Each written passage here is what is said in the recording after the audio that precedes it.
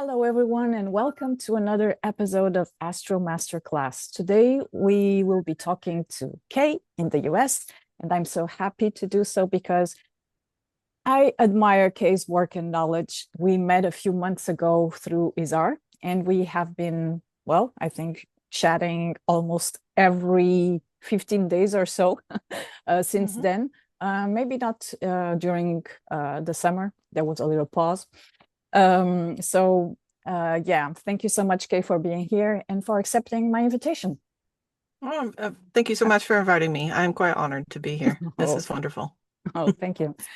So, if you all have watched the other episodes, you'll know that we will be exploring 12 questions together and just spending a good time talking about our favorite subject, which is, of course, astrology. So let's start. And as always, the first question for UK is, could you say a little bit about yourself, present yourself?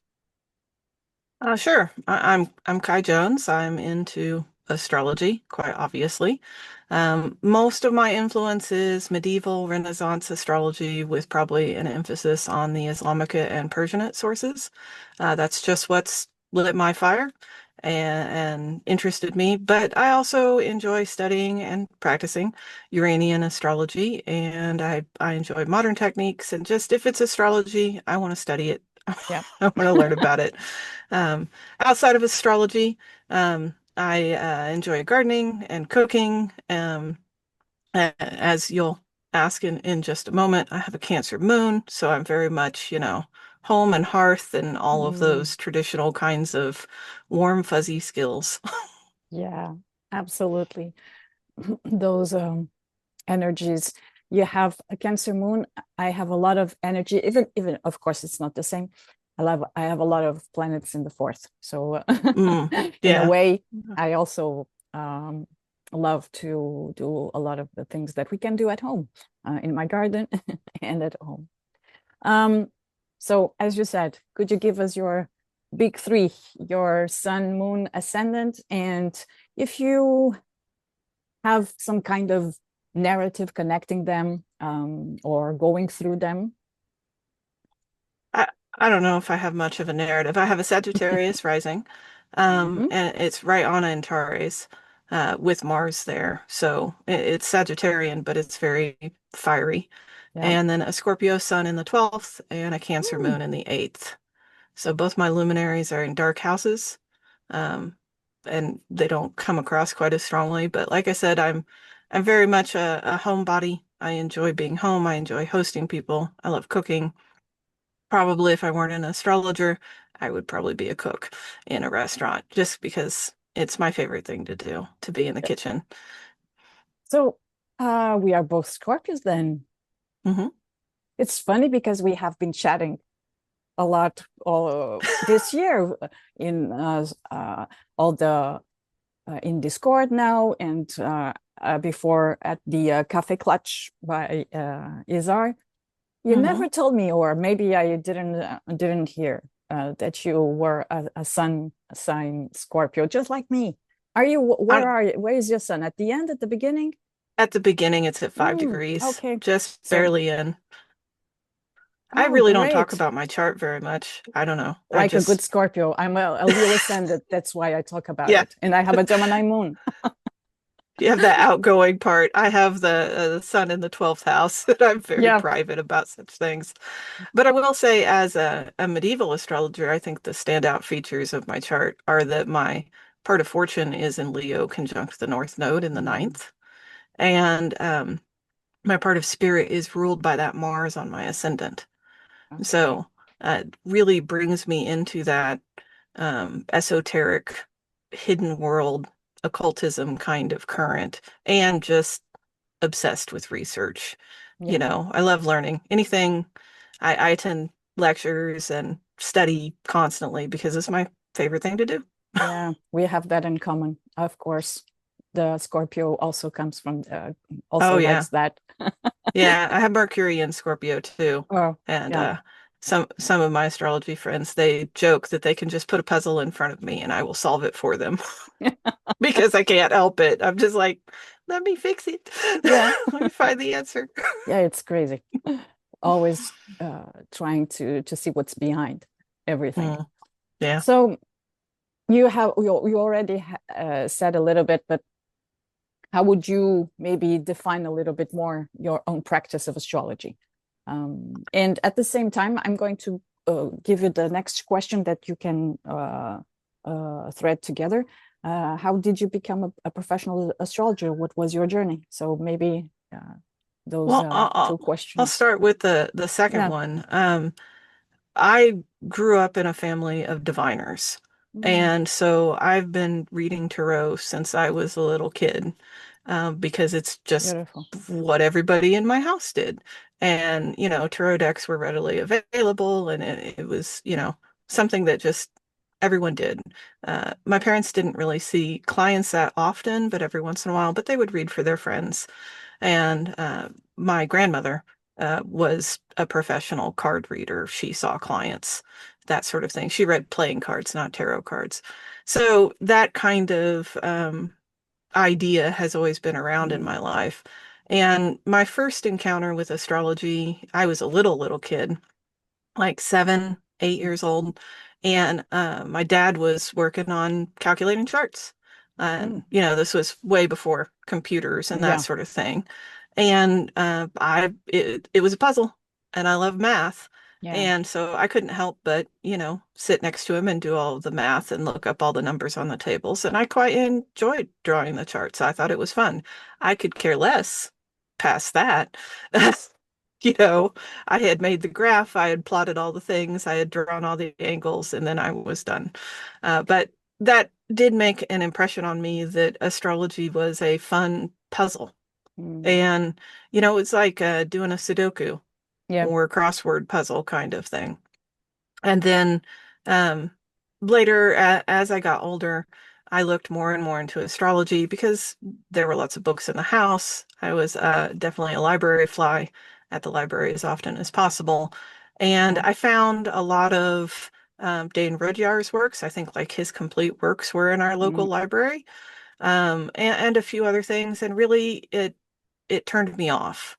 It was not the language I was speaking. It didn't make sense to me, yeah. and it kind of made me put it away.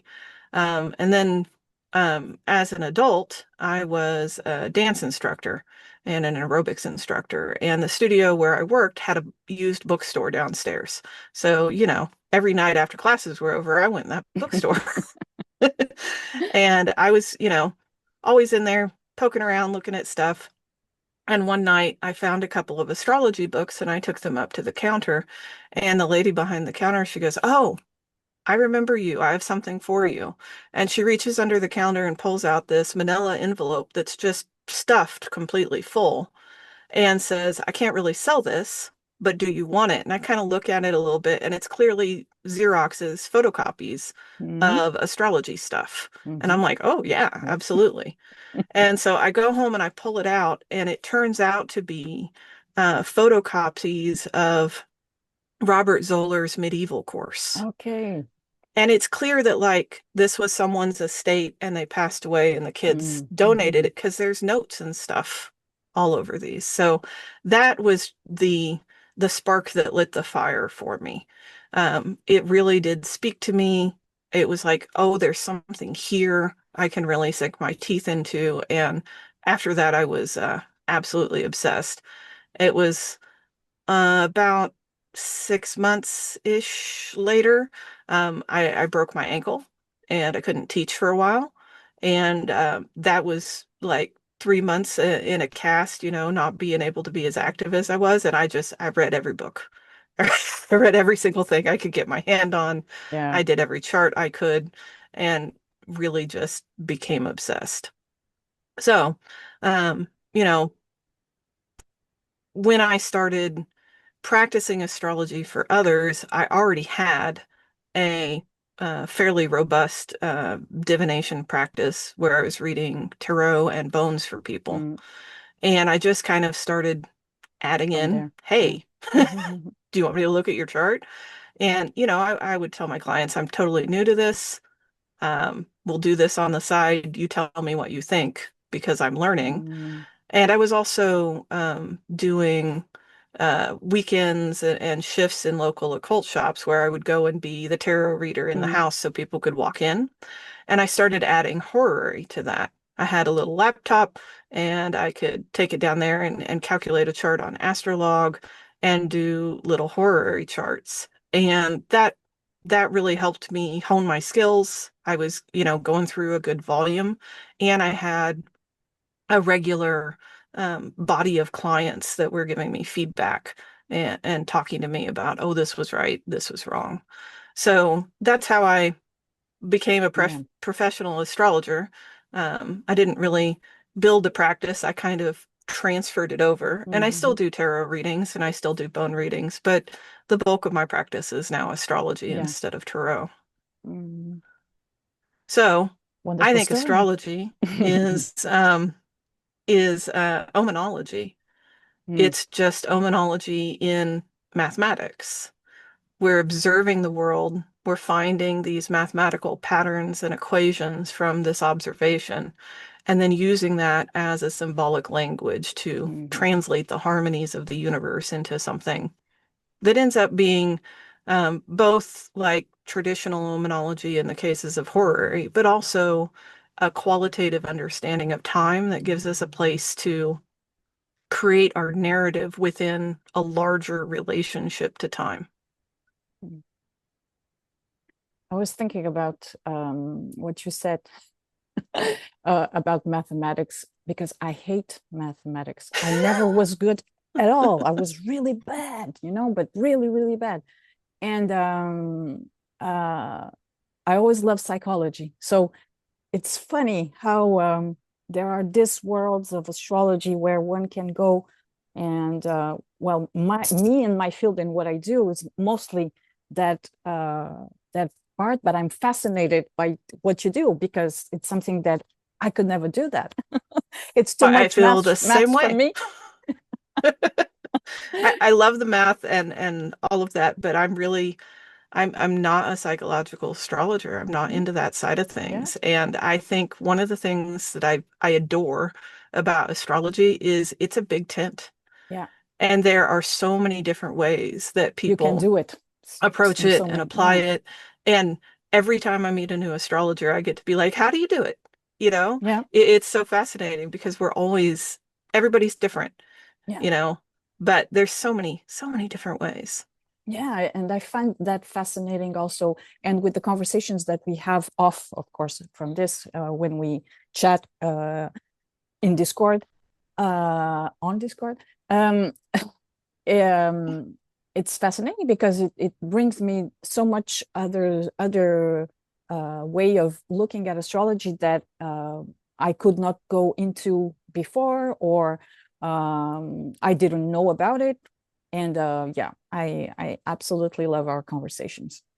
Um, so do you stay informed by of some revivals in the fields of astrology, or coming back to the basics, or translating things also from the past?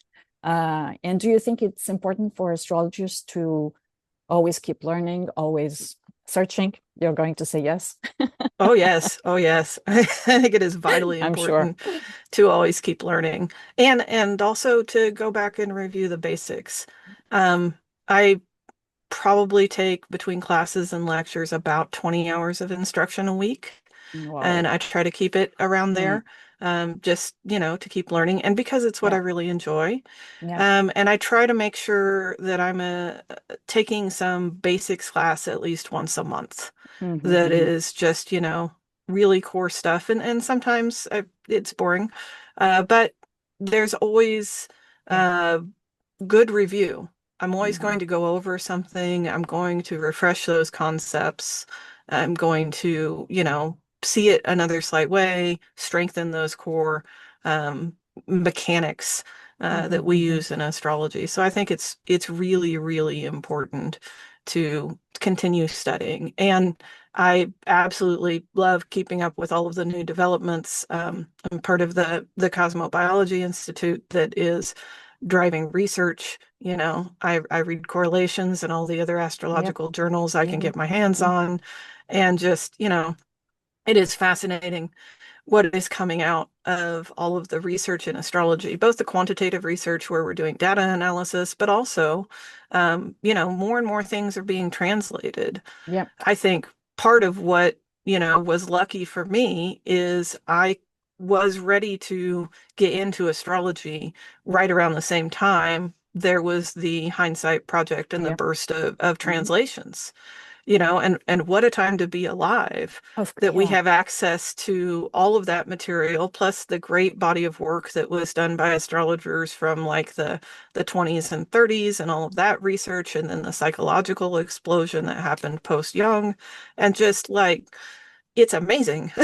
Yeah. Yeah. Yeah. It's a I wonderful think buffet. the exactly the same thing. And um, the astrology of the 70s, 60s, that um, they were not still in contact with what came out, the translations that were made after that from the Insight Project. And I always think that they were in a way entering into a field that was that had thousands of years of knowledge, but at the same time, there was something so new to them too, because they didn't have all of the things that we are available to look at now to learn. Although there were, of course, things that came from before, but exactly. It was in the 90s, right? Or 80s, 90s, 2000s Yeah, that the Insight, yeah, yeah, the 90s 90s, yeah. was mainly when Hindsight was publishing and Mm-hmm, making that mm-hmm, impact. But yeah, I agree that the 60s and 70s had that great explosion. And I think part of it was, the Western English speaking mm-hmm, world really didn't have a lot to go on, yeah, you know. Even the work that was being done by the astrologers from the 20s through the 40s and through the war was not readily available. mm-hmm, mm-hmm, We're getting more and more access to it these days with connectivity and archives and all that sort of thing. But that exploration led people to figure out, what do you do with this? yeah, Where can we apply it? And I think it bloomed in its own way, partially because of the rest of the tradition kind of missing at the time. yep. Almost like a new language in the language of astrology, a little Yeah, bit, something like yeah. that. And I do really think of astrology as a language. Yeah, It's me and too. we all speak, slightly different languages. We all have these different slants on things, and of course, Mm-hmm. some languages are better at saying things than others. Yeah, Some are more poetic, some are more direct, some are more concrete, absolutely. and I think that that's a really good analogy for the way astrology works. Yeah. Aren't we translating what the stars are Hmm. saying in a way, if we can say that from that perspective? So, are there any astrologers or books that have particularly influenced your work, and which ones and why? Oh, I'm a big fan of the Persian sources. I've tried to read everything that people have translated of Abu Mashar's works and Yep, Al-Kindi's works for sure. So, a lot of Benjamin Dykes, yep. a lot of Ali Alomi.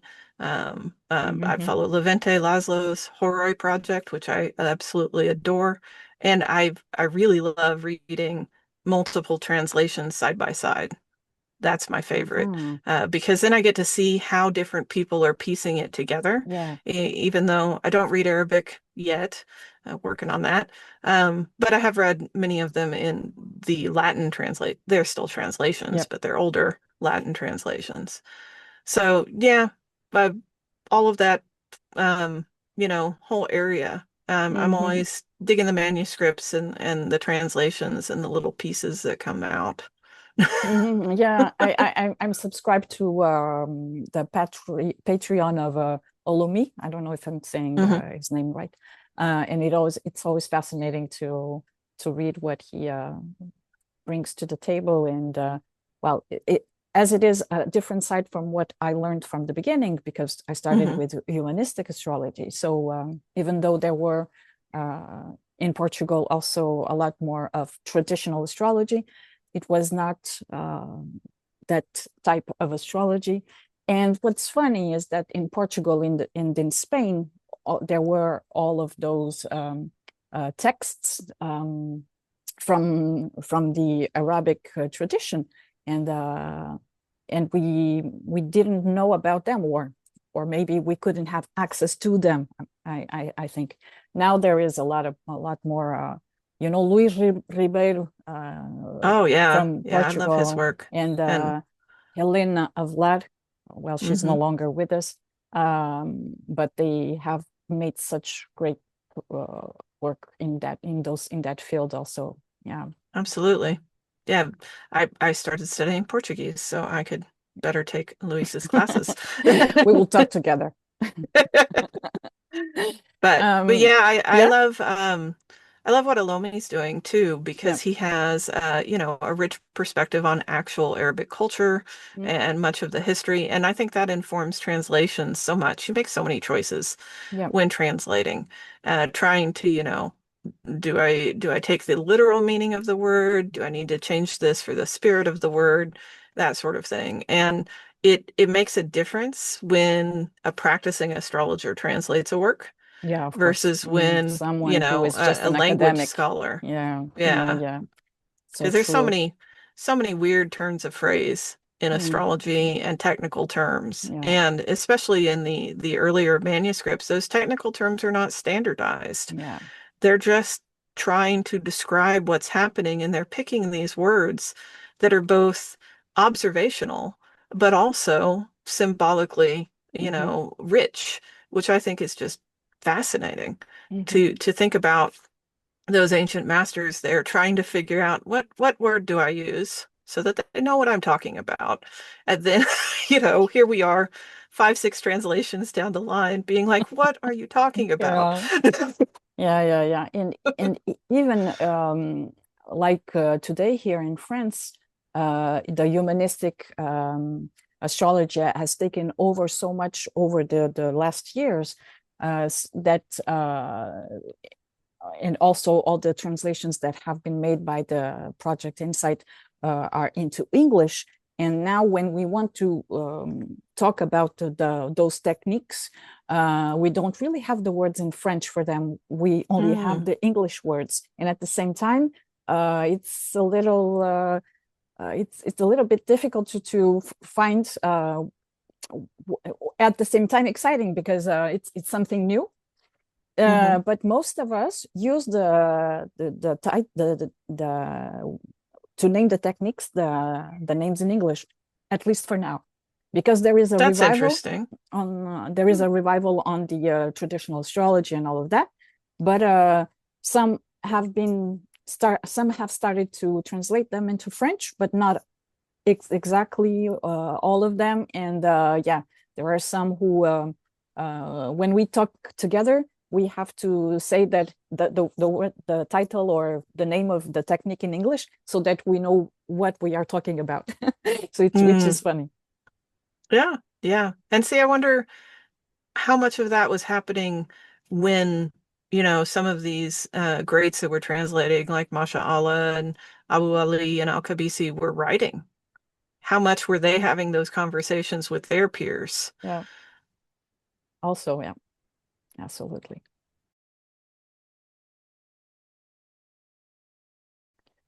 Um, So, what other types of knowledge inform or nourish your astrological practice? And do you think that's a major key element for any astrologer who want also to develop their approach and practice of astrology? I think it's important to study astrology and my favorite metaphor is astrology is butter. It Mm, makes everything better. A butter basted steak is wonderful. You know, butter turns into buttercream frosting and enhances desserts. It makes Mm. cakes richer. And, you know, I mean, who can deny a beautiful butter sauce on just simply steamed or roasted vegetables? It Yeah. elevates them so much and makes them delicious. So true. But you don't just eat a stick of butter, Yeah. right? You Mm-mm. need these other things. So Oh, astrology is beautiful an analogy. enhancement on whatever. If you want to study mundane astrology, you have to study politics. You have to study Mm. economics. You have to So study true. history. If you want to study natal astrology, you have to study people. Yeah. You have to learn about family relations and psychology Mm. and all of this sort of thing. So astrology always goes with something, and you need Mm. expertise in whatever the with Mm. is, not just the astrology. And for myself, the big areas are history and philosophy and mythology and math. I'm a math nerd. I love calculus. I love mathematical I love theory. that. Um, and I find it really relates very well to astrology because they're doing the same things. Yeah. They're observing the world and going, here's a pattern. Let's see if it holds, you know, Mm-hmm. and test it again and again until we find the consistent pattern. And I find a lot of mathematical theory really translates very readily over to astrology. I don't get to talk about it much because most people I meet are like, math bad. And that's Most okay. of them are like me. That's Yeah. okay. I understand. But I still think it's important to have that rich input to go along with astrology. Mhm. Yeah, it's so important. The idea of it, and it's so rich that astrology can also be so adaptable also to threads through everything. I mean, Hmm. I think we can talk about how do you say gastronomy Hmm. and even Oh yeah. go and yeah, of course, we can talk about Taurus, Cancer, in those, and a lot more, of course. But One of my honest, favorite little tips that I tell people, you know, when I'm introducing them to what can astrology do, I'm always like, well, let's look at your local space lines. Let's, you know, plot out your neighborhood, and along your moon line are the best restaurants, the places oh, you're gonna love to eat. You know, and people are always like, you're kidding. I'm like, no, let's find some restaurants on your moon line. You try them out. That's good my tip to Cancer moon's everyone. way Look at your of convincing people lines. astrology works. Well, if you have a restaurant that has a Saturn line, maybe don't go there. Yeah, yeah, I wouldn't recommend on a Saturn line. You will have an intoxication or Yeah. something like that. No, Neptune, maybe. No, I don't Oh, know. Maybe. Neptune might have some weird intoxication. Saturn might have some food poisoning or something Yeah. like that. Or just a dour, low energy experience, you know. Mm. The server takes forever to come. You Yeah. know, one of those Also restaurants true. where you're not sure if anybody's actually there. Yeah. Yeah. So yeah, maybe a Venus restaurant or a Mercury one if you are really in a speed you Oh want yeah, to yeah, eat for really fast. fast food. Mercury lines are also great places to find books and Yeah. meet people for study groups, you know, all of those sorts of things. Great used bookstores I've found along Mercury lines frequently. Um, I used to live um, I used to live for 6 years in front of a library, and Oh I wow. had a Mercury line just going through it, and I also have Mercury in the fourth house, so it was really Mm, yeah, it was yeah, every day I was looking at that library, and I was now yeah, later in the afternoon I'm going there. It was really great. that So sounds great. I'd love to live and across the street from a library. yeah, and it had a little park, so you could stay there, and I also have a Gemini moon, so it was talking to it Mhm. also, I think. Yeah. Um, so I don't know if this question really um, goes with what the type of consultations that you do, but maybe you will tell us. How do you approach sensitive issues or potentially difficult or challenging transits or progressions in a consultation? I mean, I do natal work and that kind of stuff comes up. Okay. I might not call it progressions. I'll probably call it a revolution or a Fidaria period or something like that. But I'm a pretty straightforward person. I'll lay out the potentials. I'll talk over ways that it can be more challenging and, give techniques or resources to deal with those challenging outcomes. That might be remediation. It might be, hey, you know, you're going to be facing, Sati Sati, and while you're in a Saturn perfection and in a Saturn Fidaria, and your moon hates your Saturn. So, like, here's all the resources for therapy in your area. Start checking them Mm, out. So that great. by the time you get to this, if you need these resources, they're there. Hmm. But then we also talk about the more positive outcomes, Yeah. and how we could set things up to lean more towards those positive outcomes, Hmm. especially as in framing, um, paying attention to the patterns, understanding that there are times in life where stuff sucks, Yeah. and there are times in life where things are easy. And part of going through those harder times is our, character development from the universe kind of thing. Absolutely. And you might as well take advantage of that. Take up a journaling practice or a mindfulness practice or something like that to positively deal with these more challenging things. Hmm.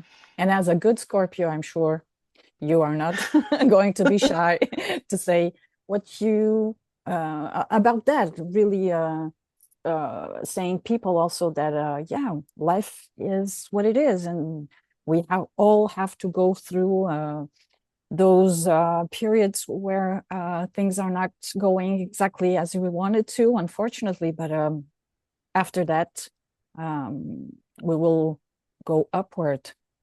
When we are down, we can't go even more down, I think. Right, Or right. maybe, Yeah, I don't shy away from life is hard. Life yeah, is difficult. It comes with challenges. It yeah. comes with disappointments. And It's it's so not an important easy to, road. yeah, and it's so important to say that to clients, to not do that type of toxic positivity we have so much in this world right now. Yeah, yeah, We have that's the problem. We have really a moment in time where things are not good at all in the world, but at the same time there is this kind of positive toxicity that doesn't help to go with that, with all the things that are going wrong. So yeah. to be realistic, I think it's the best, right?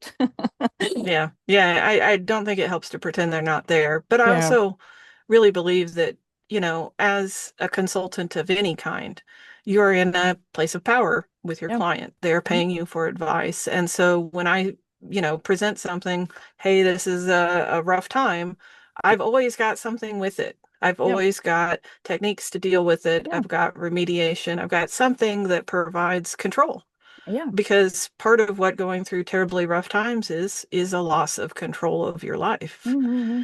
And so, I never want to say, hey, this is going to be terrible, and Yeah. then Of just course. Of course. leave.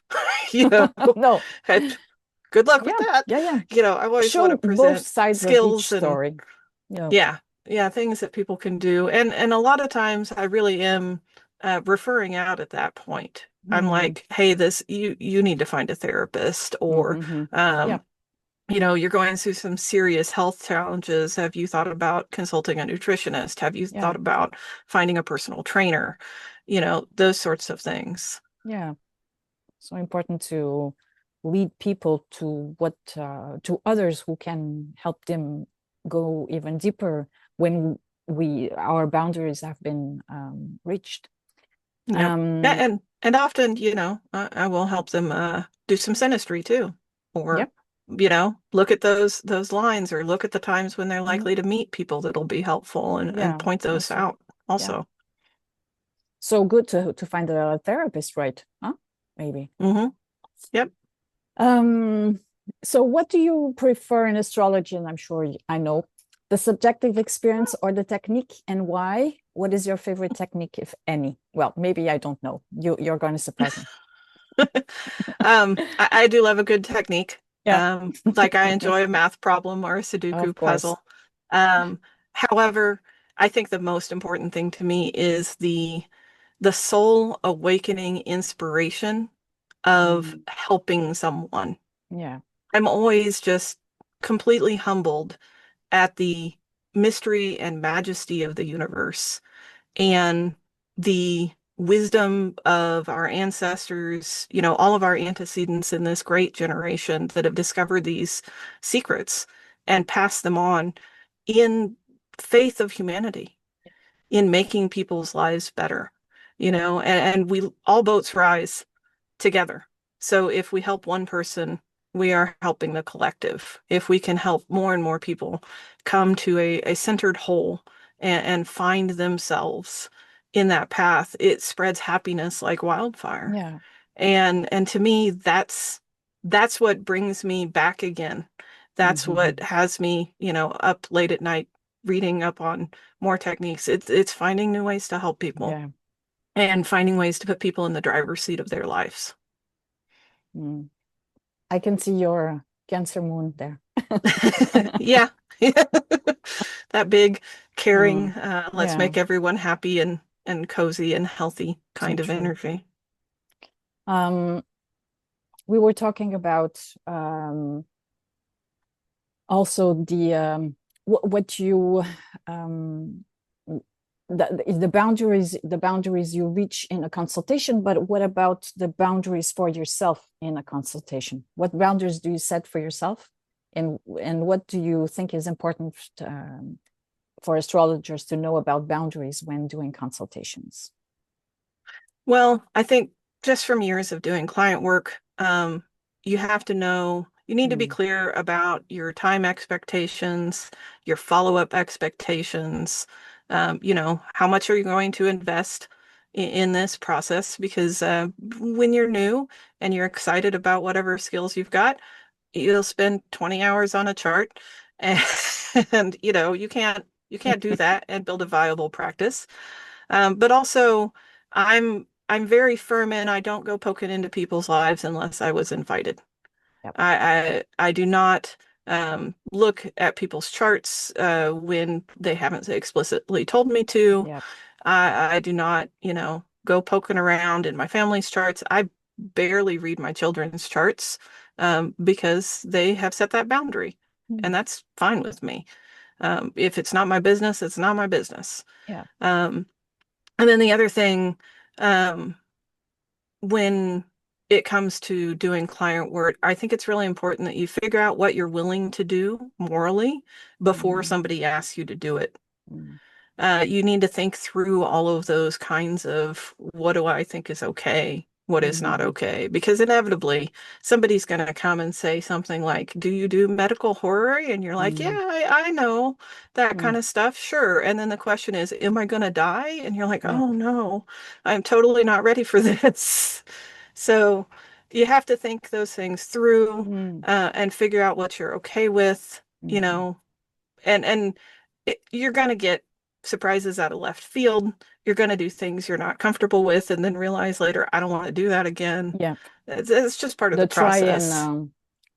yeah, to try and especially at in the beginning, there are so many things we can this idea that we also, I don't know if you felt that at one moment in your career, but the idea that I felt that at the beginning that I wanted to help everyone, but Hmm. well, maybe not everyone will understand what I will tell them, and I will not understand what they want also. So at one moment, I had to make choices and um, to open a path of, yeah, where I could meet the people that wanted to meet me and wanted to be in contact uh, and wanted to develop and be accompanied by what I could give them. So yeah, also that because at the beginning I've seen this a lot with students because it was the same thing with me. We want to help everyone, and then we feel that, well, but maybe that's something that we all have to go through, and then that that helps us to make those choices. Yeah, I do think there is a certain Mm, part of just going through that and having those experiences and defining over time what it is you want to do with your mm-hmm. astrology Yeah. or whatever your practice is, Mm-hmm. and you're not necessarily going to know until you've had some of those Yeah. experiences. I know, for example, that almost all of my clients, my synastry is either through that Cancer moon or it's through that North Node. Mm, That's where people find me. That's how they're connecting to me. And so, I rarely talk research. I rarely talk techniques. I'm not big on explaining this is a Jupiter or whatever, anything. I mm-hmm. don't even mention planets or astrology in some of my consults. In fact, I have some businesses I work with as a data consultant, and they don't really want to know that Yeah. the data I'm consulting is the Mm-hmm. stars. Yeah. They just want actionable reports. Mm-hmm. And that's fine for me. But I have some astrologer friends who think that's perverting the sacred art of astrology. And they would never, ever do that. And okay, that's great. And don't you think that it's because you started with tarot readings and all of that that uh, I think that with the tarot you are not explaining also what are the cards and all of that. So there is a more open dialogue that can be there with the client. And astrology, as it is more technical, we could say, there is this idea of yeah, explaining, well, Jupiter is you have a Jupiter return, a Saturn return, and all of that technique. But as you started with tarot, maybe that opened that idea of an open dialogue with the person that comes to see you. Yeah, yeah, perhaps. I really do try to take the technical speak out of my consultations, Mm-hmm. unless a client asks for it. Every Mm. once in a while I have a client comes along and is like, show me that in the chart. Yeah, Or if people somebody who, shows up as yeah, another astrologer, yeah, then I talk yeah, astrology, you yeah, of know. course. Um, but it all depends upon Mm. what the client is comfortable with. And I think that's part of being a good astrologer, a good diviner is being able to do those translations. You should Mm-hmm. be able to have an astrology consultation and never mention a planet or a house or in anything, Mm. And on the other side, you should be able to show your work and go through where you found all of Mm. these things that you're saying. Yeah, Both and. yeah. I think you have already mentioned this, but what is the greatest satisfaction you get from your work as an astrologer? One of the two things, helping others, as you said. Helping others. Yeah. Absolutely. That's first and foremost. There, it makes me happy when somebody comes back and goes, that really worked. That really Mm, saved my bacon. Or even when businesses come back and they're like, mm, hey, we made an extra million this year because of your advice. Here's a mm. bonus. I'm like, yeah, Wonderful. it Yeah. worked. But also, I get a total kick out of finding lost items with horary charts. I Mm-hmm. still don't I don't know how it could possibly work. It doesn't make any sense to me that somebody could lose something on the other side of the world, send me an email after they've looked for it. I can take that timestamp and then look at a chart and tell them where to find the thing. Mm. I feel like a little kid with a sticker every time, you know, Yeah. like it's just kind of this magic and mystery at the interconnected of the universe. And yes, astrology is a holy and sacred art that, we have to honor the mystery, but also like I can find lost keys. Yeah. It still blows my mind every time. Mm. Yeah. But if we look at the symbolic, maybe of the keys, Hmm. the symbolism of the idea of finding something that is important for someone Yeah, that is it so is holy, important. that is so It is sacred to that important. person. Yeah, yeah. I And think again, that's it. that's still helping someone, Yeah. in a time of crisis, even if it's a little crisis, Mm. and it's a little help. But I just think it's so cool. I kind of do a little dance every time.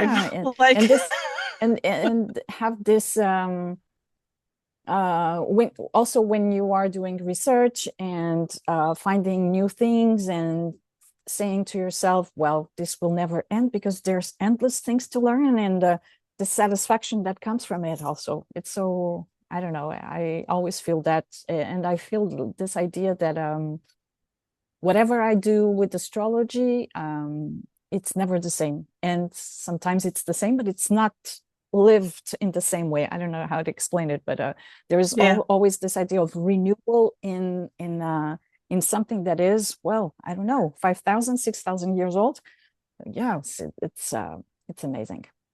I And agree. And yeah. we're still we're human beings. We're still living ourselves. We're undergoing our own transits. We're undergoing our own progressions, our own unfolding.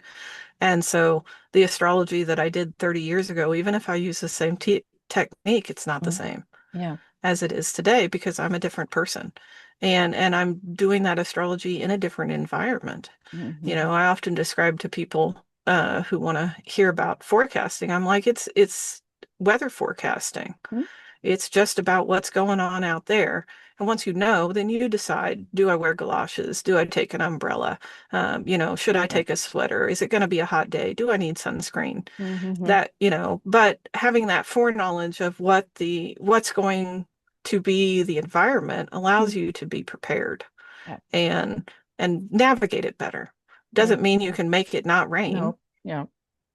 but at least you're there with an umbrella and, maybe an extra poncho for your friend who didn't know it was going to rain. Yeah. The idea of being in at least a lot more consciousness than before, or something like that. Yeah. Hmm.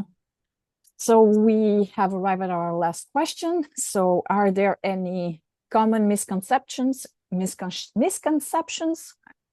Going to say that word from your point of view about astrology that you would like to correct or highlight? I think for people who are not into astrology, there's this common conception that it's a personality analysis. Mm, yeah. Sun signs, horoscopes by the cash register kind of thing. And oh my word, that's Mm, like one raindrop compared to the ocean of yeah. astrology.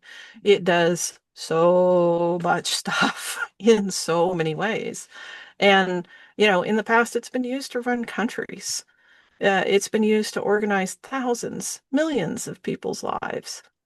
It's so much more than just personality, and it does so much more. And you can even do astrology and never be into natal charts, Yeah. never be into psychological Mm, profiling in mm. any way.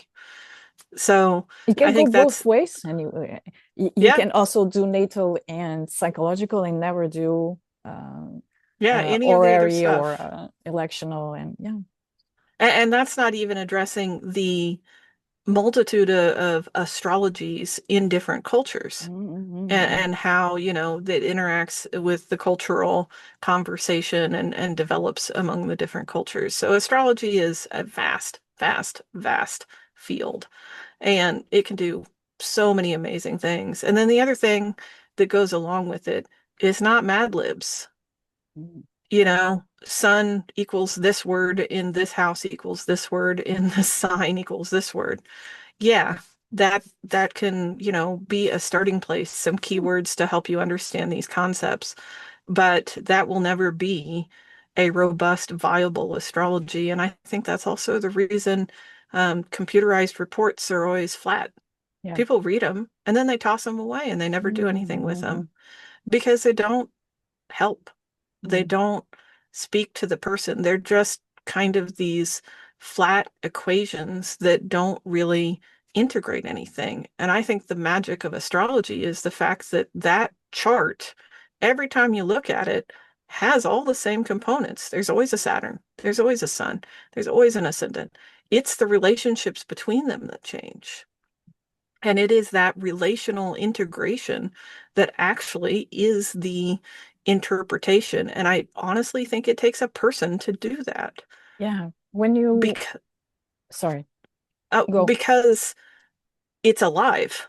it's a language. You are translating and you are making Yeah, choices about that translation in the process. And I don't think you can do astrology without a soul.